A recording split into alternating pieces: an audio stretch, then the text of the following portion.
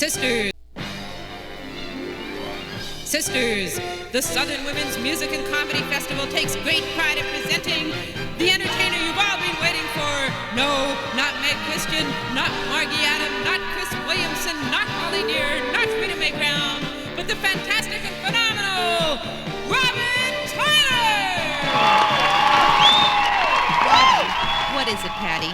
You can't say those things about yourself. Why not? They're all true. Well, they may be all true, but an act doesn't introduce himself. They have somebody else do it. Patty, while we're sitting out here arguing, thousands of festival women are waiting for me to go on. Yes, they're waiting for you, but they're also waiting for hot dogs, hamburgers, beer, and the bathrooms. All right, look, Patty, who should introduce me? Who could do it as well as I can? Well, what about me? You? Why you? Well, I'm your partner. I'm from the South. Go ahead, Patty, but if it doesn't sound as good, I'm not going out there. Sisters! The Southern Women's Music and Comedy Festival is proud to present the most talented, the most dynamic, the most exciting entertainer of our times, the phenomenal Robin Tyler! I didn't like that, Patty. I'm not going out. Robin, get out there. Just kidding.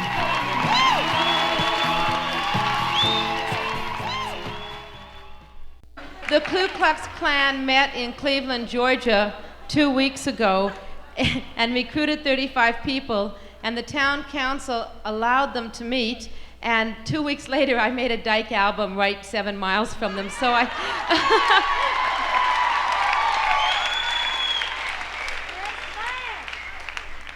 If I looked like them, I'd wear sheets too. And then they're right, just kidding. How about saying it with me? 1, 2, 3. Just kidding. Oh, yes. Well, there's no such thing as just kidding. Humor is truth, and it's such painful, angry truth that there's no such thing as just kidding. Nancy Reagan, I mean, really. You know what I mean? I mean, all women are our sisters. Give me a break. I call them the geriatric Ken and Barbie. Give me a break. You know, she looks like that because she's had to sleep with him all those years. Give me a break. Now, I am a lesbian, but I ask myself, if I were on an island with Nancy Reagan or Tom Selleck, I mean, I would have to think. You know what I mean?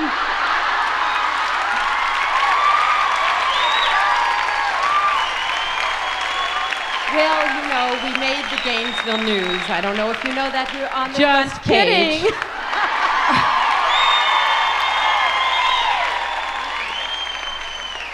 Radical feminists are at Camp Coleman and somewhere in couples and all that other stuff, front page news. And of course we did not want the publicity. We now have security on all the roads and everything. But once you say there's, you see, when men think of two lesbians, you know, it excites them. In 2000, they're scared to death. So.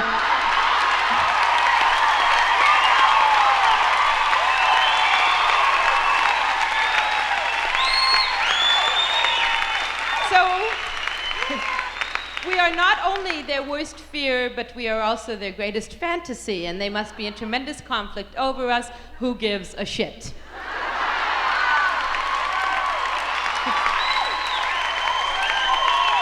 Okay. Now, this Baptist reporter that came and interviewed me kept saying, well, I said, well, you're here for an interview. We do not want any press. We really do not. And she said, well, we were all wondering what you were doing up at the Jew camp. And I said, well, this is how they talk, you know. This is the Jew camp. Not the Jewish camp, the Jew camp, you know. I said, well, possibly because I'm one of them, you know, and she sort of jumped back. And,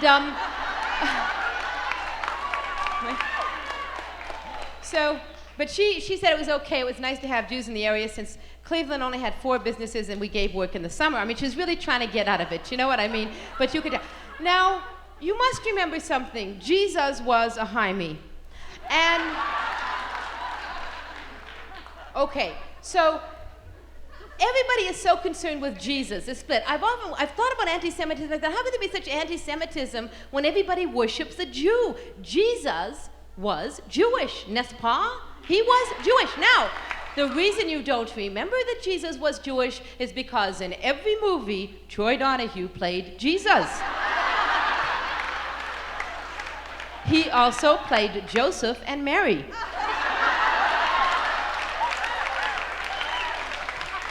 But Jesus had to be a Jewish boy, okay? He lived with his family till he was 30, took up his father's profession, and his mother thought he was God. Now, come on.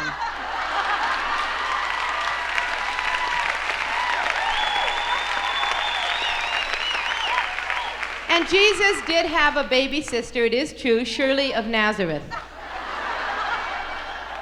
No, really, I mean, come on. You see the Last Supper? Who the hell do you think cooked and served the Last Supper? Shirley of Nazareth. Huh? You see hands washing feet. Huh? They tell you it's Jesus' hands. Do you know who it was in that picture? Who? Of Nazareth, that's right. Shirley of Nazareth walked out and said, all right, we're going to have wine. Who wants Manischewitz? Who wants a dry white? Yes? But you never hear about her, right? Jesus was Jewish. I mean, the whole family was Jewish. He not only was Jewish, you know when they say Jews will go to hell, I love it. I'm going to meet Jesus there because he was born a Jew, he lived a Jew, and he died a Jew, right? So Jesus was Jewish. Now I often wondered, why don't they remember this? What really happened? What is the true story of Jesus? And so tonight, I want to talk to you about Jesus. Yes, I do. I know you've all said, hey, we can skip dinner tonight. I want to rush up there and hear Rob and Tyler talk to us about Jesus. If there's anybody that's going to be inspirational about Jesus, it's going to be Robin, and we need it. There was long ago, in the very, very beginning, a guy named Joseph. And Joseph was a carpenter. And he used to stand in the fields and sing, if I had a hammer, I'd hammer in the morning, I'd hammer in the evening. And then all of a sudden one day he heard a voice, and the voice said, Joseph, I want to speak to you. And Joseph looked at his watch and said, not now. And you know, one drunk yelled out 2 weeks ago, hey, they didn't have watches in those days. No, but they all stood around singing, if I had a hammer, I'd hammer in the morning. So much for feedback. Anyway. Joseph, I want you to do me a favor. Yes, Lord, anything you want, I'll do anything you want. All right, Joseph, I want you to get married. What? Lord, you know I can't get married. I'm out of the closet. I'm happy. I'm content with my life. Why, who else is he going to ask? Think about it. I'm content with my life. Joseph, if you get married, I'll make sure you're on the cover of Time magazine. What about the Advocate, Lord? Don't push me, Joseph. Okay. All right, Lord, I'll marry her, but I can't sleep with her, Lord. I am gay, and I'm not changing my lifestyle. But for you, I'll marry her, but I'm not going to sleep with her. Don't worry, Joseph. We've already taken care of that. See? Now it's beginning to make sense, isn't it? Now, you got to remember, Joseph was Jewish, Joseph and Miriam, right? Joseph and Mary, so they had this huge wedding. And it was, of course, catered. It was lox, cream cheese, bagels. Fantastic, right? All the babas and aunts and zetas and relatives came. Her family was telling her she's too good for him. It was a Jewish wedding. Now, Mary, can I have that stool?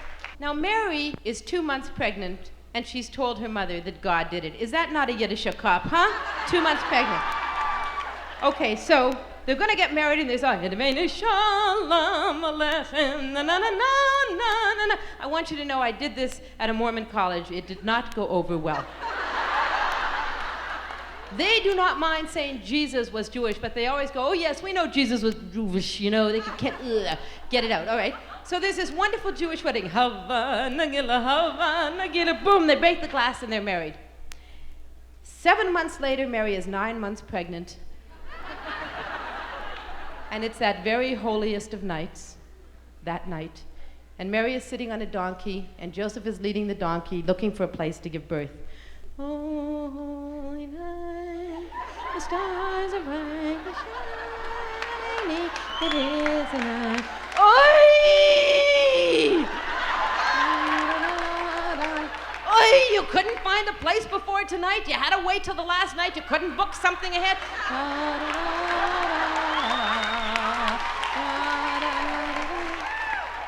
Well, of course, Mary was about to become a Yiddish mama, right?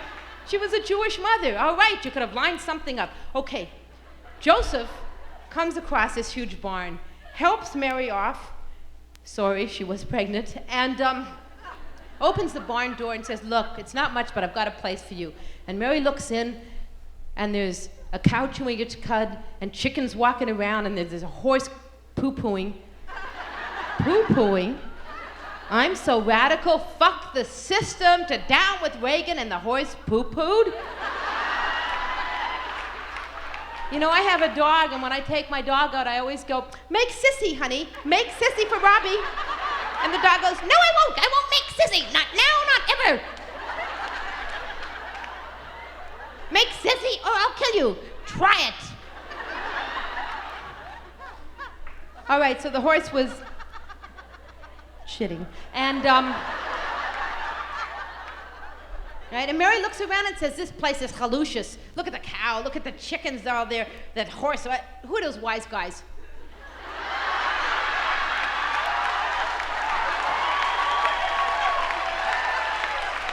She looks right into the light and says, get that light out of my eyes. No, I don't care about your incense and mirth. I don't care about your incense and mirth. You can't watch the birth, you preeks. Isn't that good, preeks? How do you translate, Bonnie, preeks? I mean, when I make a mistake, do you correct it?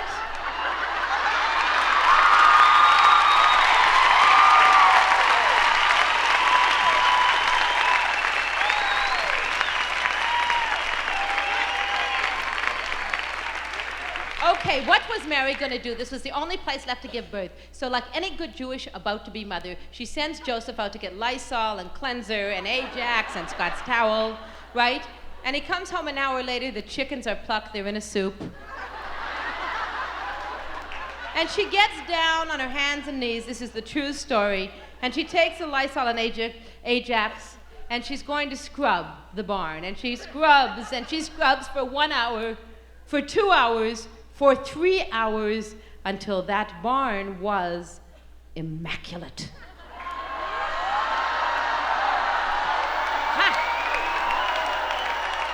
Yes? Do you see how stories get passed down wrong?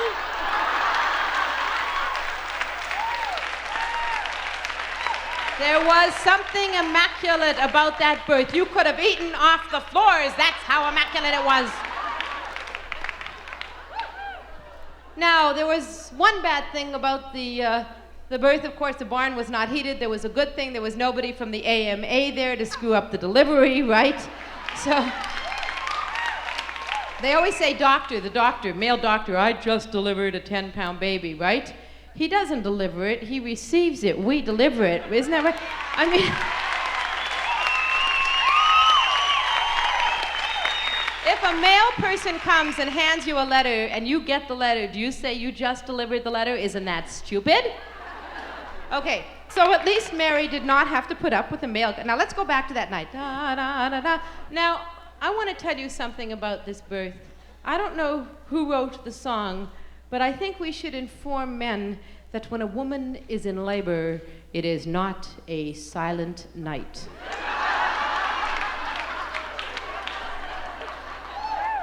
Who wrote that song to go with that birth obviously had to be a man. However, tonight, because we're all here together, and I am telling you the true story of the birth, we are going to sing Silent Night. Yes, we are going to get together on one thing in our whole lives. The women's community will all sing it. I don't care if you're a socialist or a separatist, a vegetarian or a non-vegetarian. No matter what religious background, if we don't come from any at all, we're all going to sing Silent Night. You will sing Silent Night, and I will give birth to the baby, okay? Now, no, because I want you to understand how it happened, okay? All right. Now, mothers, I've never given birth. I may be a little wrong in my positioning, but I'm going to just lay back here and put my legs up and try, all right? Now, I want you all to sing, okay? I'll start you off. Silent night. Beautiful, beautiful. Holy night. Keep singing. Ah! Keep singing.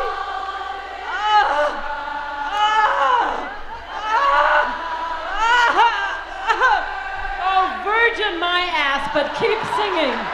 Oh, and Mary pushed, and Mary pushed, and Mary pushed, and the wise men were watching, and the horse was shitting, and the cow was eating its cud, and everything was going wrong, but she pushed, crescendo, damn it, sleep in, and finally the baby began to come out, and Mary still pushed. Very nice. And Mary pushed, and finally the baby came out, and Mary sat up and said, Jesus Christ, and that's how the Lord was born.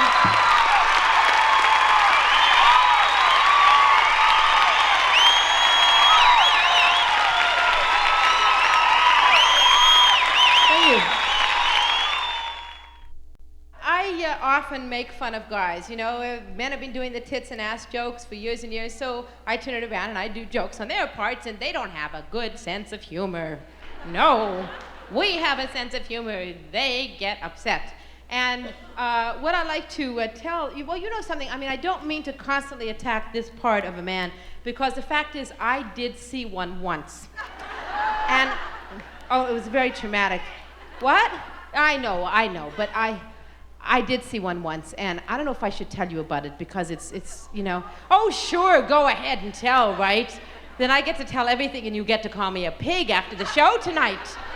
Why should I trust? Anyway, I will tell you something. I was dating a boy named David, and anybody else here date him in Winnipeg? Okay. All right, now David was 19 years old, studying to be a lawyer. And I was 16 years old, and yes, I loved going out with David. Yes, I did. You know why? No, because David thought kissing was filthy. David didn't like to kiss goodnight. You know what I mean? So we would go to a movie and have dinner, and he would take me home, and we would shake hands. And I thought, this is a wonderful boy. And my mother loved him. Now, one night, David and I had gone to... No, we hadn't.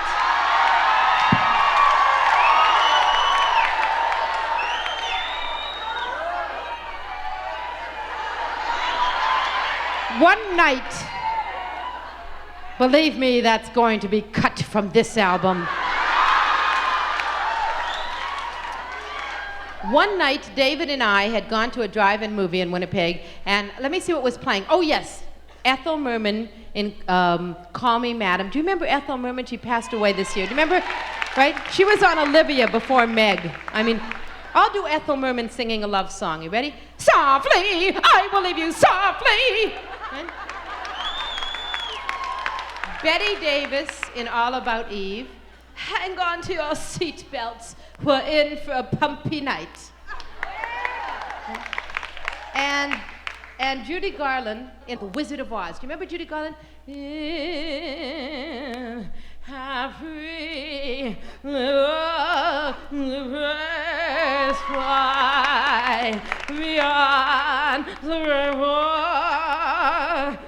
Why, oh, why can't... That's all you get for now. Now,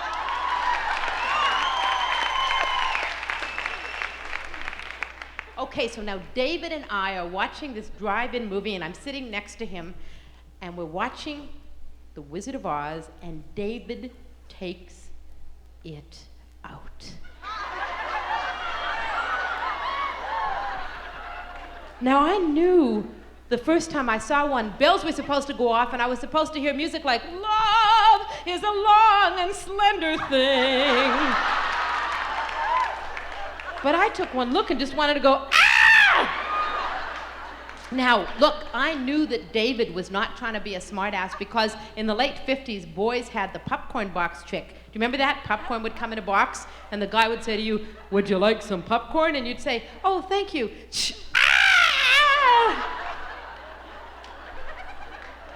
There it was, right in the box, right? So, no, David did not do this. No.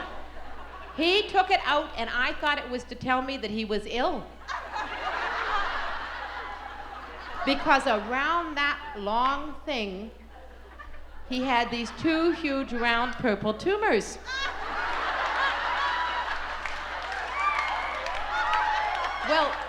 We had never had any sex education in the Manitoba high schools. I was 28 before I found out Spanish fly was not an insect that went cha-cha-cha. I thought, well, he didn't have to show me. I would have believed him if he's sick. I thought he was dying of some disease, you know. Do you know this boy that did not want to kiss goodnight because kissing spread germs? Do you know what he wanted me to do? I can hardly hold a mic to this day.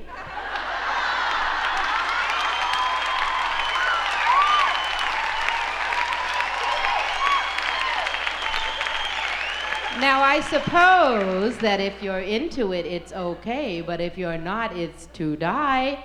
Ooh. David said to me, "Yoo-hoo." I had gone from being Arlene Chernick to Yoo-hoo. Come get your daddy's peaches.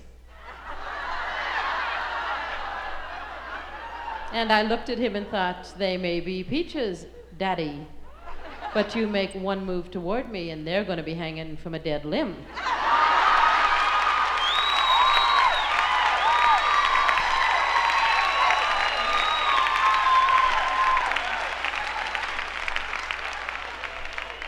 Yes.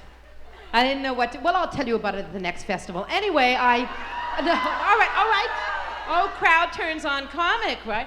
Okay, I said, David, you take off all your clothes, and he did, except for his shorts. And I said, I'll take off my clothes. Could you just slip outside the car, and I'll take off my clothes, and we'll make love. And David took off all his clothes, except for his Fruit of the Loom shorts, slipped outside the car. I locked the door, and I drove home, and David had to walk 17 miles back all the way to Winnipeg. But I did see one once.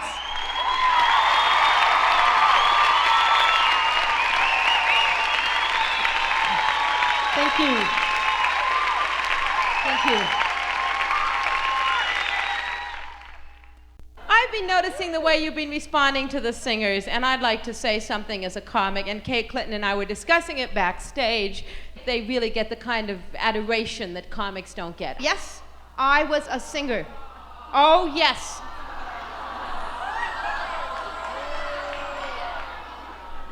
Sure. Yes. Oh, that's good. We're going to do an act by consensus. Shut up. We're not processing. I'm not glad you're sharing this. Now, let me get on.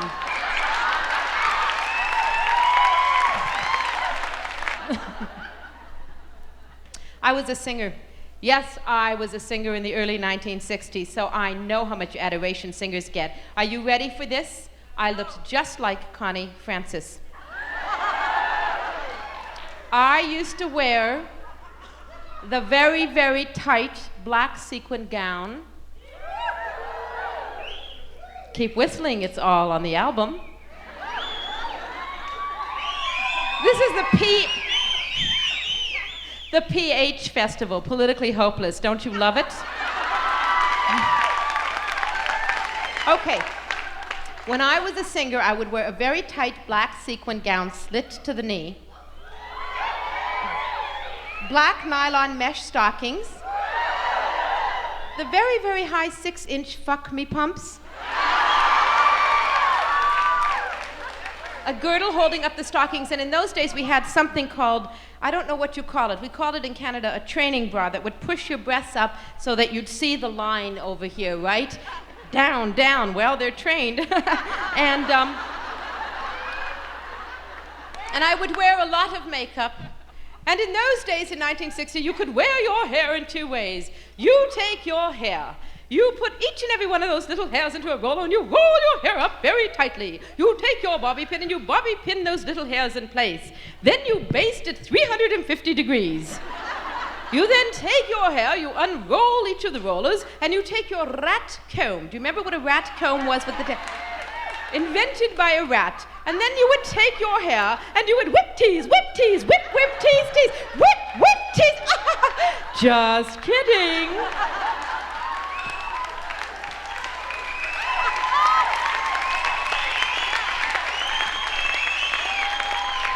Swirl, swirl, swirl, swirl, until you had a magnificent beehive that any bee would be glad to live in. Or you could wear your hair in another way. You take your hair, you put it into the rollers, you bobby pin the little hairs in place, you baste it 350, you go under, you undo the rollers, you whip tease, pull, pull, pull, pull, pull, until you had a magnificent wing to one side.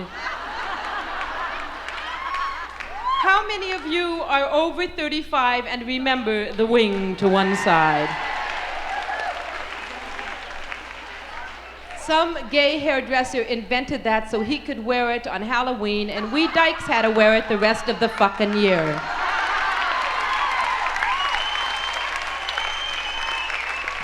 Then you would take your carcinogenic hairspray and you would spray your hair until that wing was so sharp and so pointy that it became a lethal weapon. You never had to worry about guys on the street. They'd come over, hey, right, hey. E, E, and you just go, ah!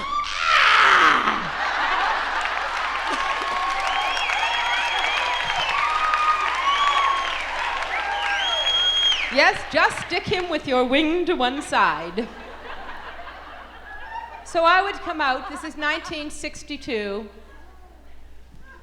in my black sequin gown, slit to the knee, mesh stockings, fuck me pumps, girdle, training bra, makeup, wing to one side, and the announcer would say, ladies and gentlemen, the Kit Kat Club of Trenton, New Jersey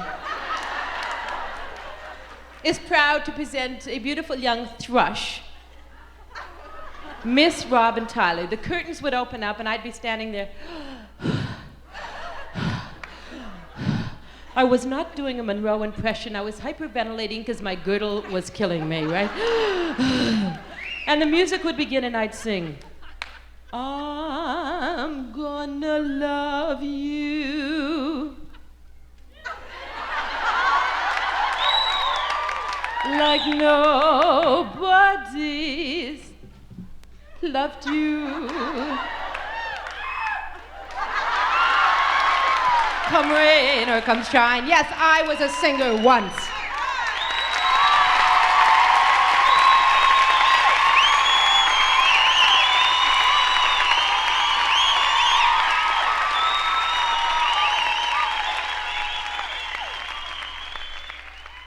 Thank you.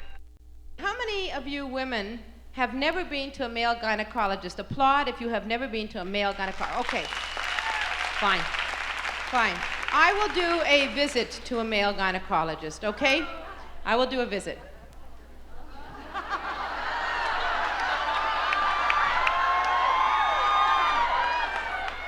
Nothing is too low for me. Okay, your appointment is at 3:30. At 5 o'clock, the nurse shows you into an office painted peach or pink or some other such color, right? And you go into this office, and there's always like one copy of Vogue magazine, 1973, with Twiggy on the cover, right? It's in every gynecologist's office. That's one magazine, okay? But you know you are a radical feminist, and it's sexist, classist, elitist, and racist, and no matter whatever happens, you will never read that copy of Vogue magazine with Twiggy on the cover. So the nurse says to you, and there's always a table in the middle like this, right? There's a table in the middle, and it's always freezing. I don't know why, but it's freezing all the time. And the nurse says to you, why don't you slip into this robe? Does she hand you a robe, women? She hands you 2 sheets of Scott's towel held together by paper string, right? That's not a robe where I come from. So, you take off all of your clothes except for your fry boots. And you slip into this, shall we say, robe. All right? And then she says, why don't you get on the table? The doctor will be with you in a minute. Now, oh, just kidding. So you get onto this table, right? And look, all of a sudden, everybody's camera is up at attention.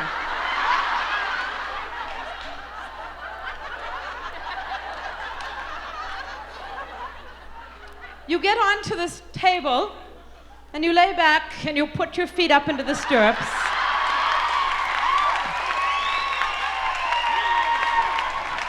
And you want to go da da da da da da da da da da da da da. Can you imagine Holly Near doing this act?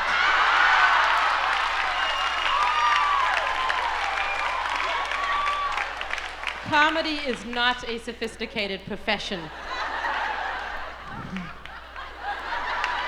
Okay, your legs are up in the stirrups. 5 minutes pass. 10 minutes pass. 15 minutes later, your ass is freezing off. 20 minutes later, you are reading that 1973 copy of Vogue magazine with Twiggy on the cover. 25 minutes later, the male gynecologist walks in and says, "One moment, I have to get the steel speculum. It's in the refrigerator."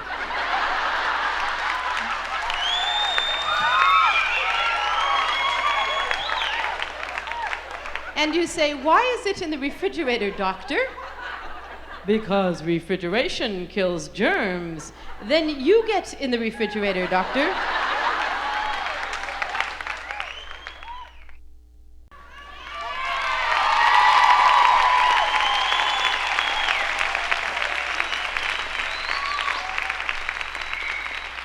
I've been away from home, which my home is in Los Angeles, and I've been away for 4 months now. But it's hard to be away from home because I was away from my animals. How many of you have a dog? Would you applaud if you have a dog, please?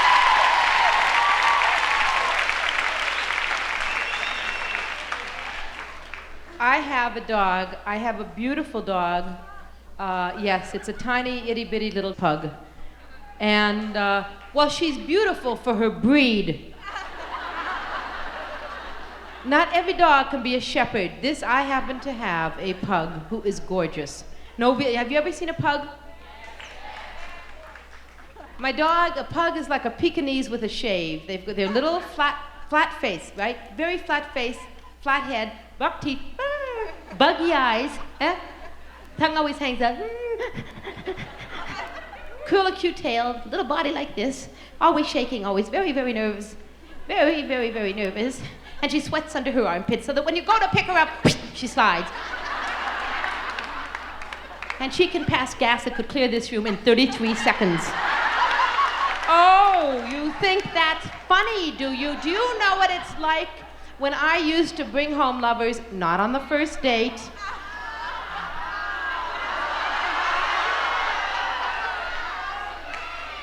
I didn't say just kidding. Yes. I would bring a lover home and we would begin to make love, and all of a sudden my dog would walk in and fart. And I would want to go, "Please, it wasn't me. I swear, it was not me."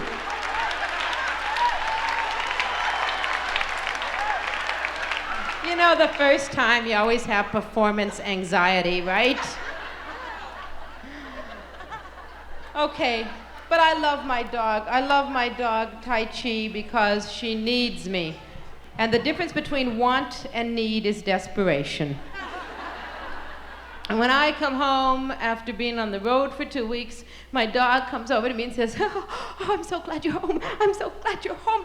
I almost died without you. I missed you so much. Why did you leave me? Why did you leave me? Was it because I got fleas? I'll never get fleas again. Don't ever leave me. I love you. I love you."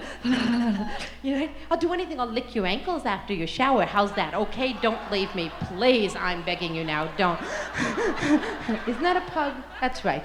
I also have 2 cats.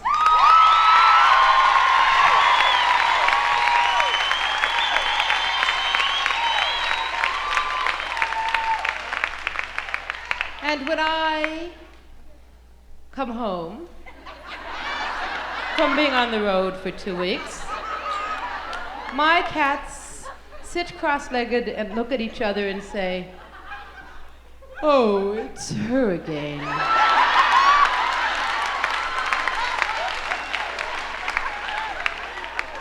Was she away? Well, which one of us is going to talk to her this time? Hey, I talked to her last time. I think you should talk to her this time. And so Musetta, my Siamese cat, wanders over to me, walks straight up to me, licks herself, and cleans herself. Welcome home.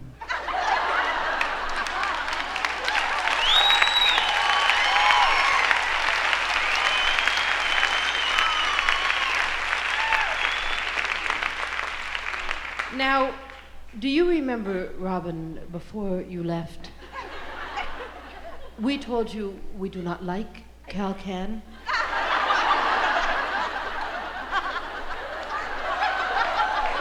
Do you? Why then did you insist on leaving us 2 weeks' worth of Cal-Can? If you'll notice, we're both very thin.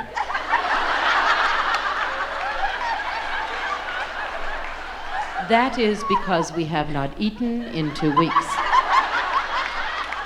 And we will not eat if we have to die.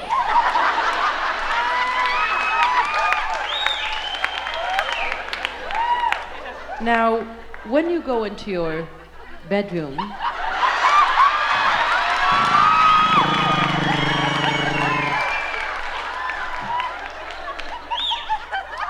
you will notice that your favorite fern is dead.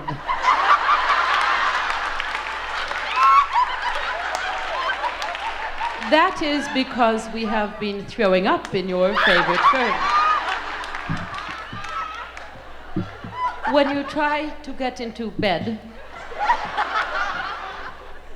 and pull back your satin sheets, you will notice that we have shit all over those sheets. So change the litter, it's atrocious. Those are my cats.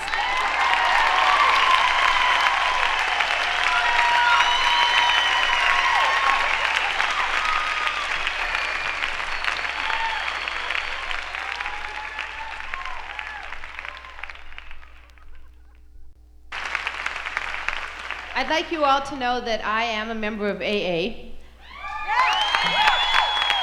AAA. Now, there is a support. You see, you don't understand how I got into cars. No, I didn't start out this way. What it was I had never driven in my teens. I mean, all the other kids were driving, and it was the first time that my father lent me his car, and I went in, and right away I knew that I loved driving. And it was just a little car, you know, and sort of a Vaux, and I drove it around Winnipeg. And after a couple of weeks of driving this Vaux, I found myself wanting to like step up to a Chevy, and because it wasn't strong enough. And so I got into a Chevy, and I began to obsess with wheels. I mean, that's all I thought about was wheels. I missed school. I would do anything to keep in the car. I lied. I cheated. I made up all kinds of stories about it, and all I wanted to do was drive. I didn't know how to hide anymore. I couldn't hide at home. My habit, I would sleep on a tire. That's how into it I was. And so I moved to New York City, where I, of course, became a taxi driver, only I wouldn't let anyone in my cab because I didn't want to share it. And I was just very, very attached to it, and all I wanted to do was drive all day, and of course they fired me because I didn't want to share my cab, and so I started to, with what little money I had, take the bus. I just had to be on wheels. I mean, I just had to be around them or on them or smell them or with them, but I knew that I was involved with wheels, right? And I soon became a bum in New York, and one day in New York I went like down to a scooter and then a skateboard and then one roller skate, all of it, as long as I was on wheels, and somebody came over to me and said, "Hey, Robin, do you know you have a problem?" Me? I don't have a problem. You don't have a problem. I just want to skate on my wheel. All right, Robin. Okay, you don't have a problem. I want you to do me a favor tonight. I want you to come to AAA just for one meeting. I want you to, no, I have to give her my skate. No, give us your skate. We'll put it in a bag, and you can come with the bag to the meeting. Just come to one meeting. Well, I want you to know I went to that meeting. Yes, I did. And at the end, that's right, at the end of my first 24 hours, they gave me a little tire to wear around my neck. And the end, you know, and every month it got to be a big, I am now like 17 years off of wheels. And no, really, I walked here from California.